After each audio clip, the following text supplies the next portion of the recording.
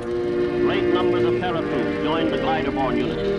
Day after day and night after night, the Air Forces went out. The signal is given and the paratroops pour out of the planes as fast as they can. The airborne troops fought with unparalleled ferocity every minute until the land forces made contact.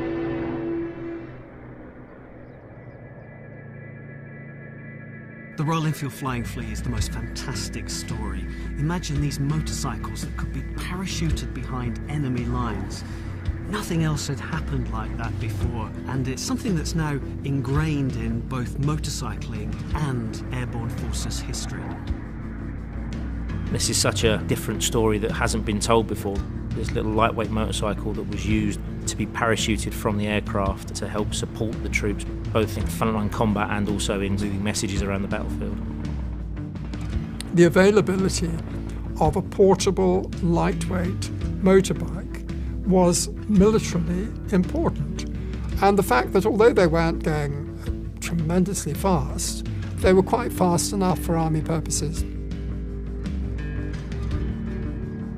So very early on, the idea was to actually issue bicycles to these paratroopers. They would jump with a bicycle attached to them, when on the ground, unfold the bicycle and cycle into the target area. Of course, bicycles are slow, it makes the rider vulnerable, and nobody wants to jump out the back of an aircraft with a bicycle attached to it. Industry needed to step up to the mark, and that's where companies such as Royal Enfield really filled the void.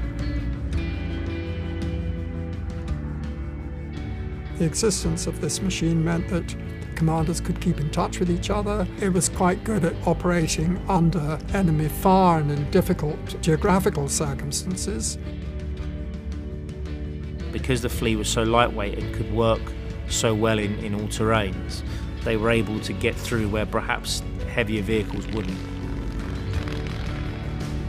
It was used as infantry transport, so there were many bikes deployed being used by dispatch riders, but it was the Flea that was deemed to be suitable for transporting men into the fight.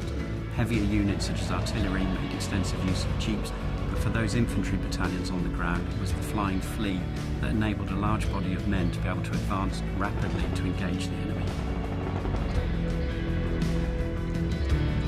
The Flying Flea was most definitely the most famous Royal Enfield during the war. Even outside of Royal Enfield, it's got such a fantastic story behind it. Nobody else was doing this.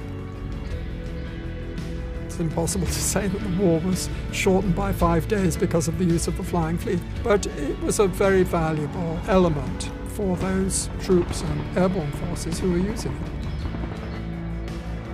I think many people are unaware of the story and potentially even unaware of the bigger story of Operation Market Garden and the Arnhem story in general. So it's an important story to tell. You know, it's an important story to put back out there, and we think people will be fascinated by it.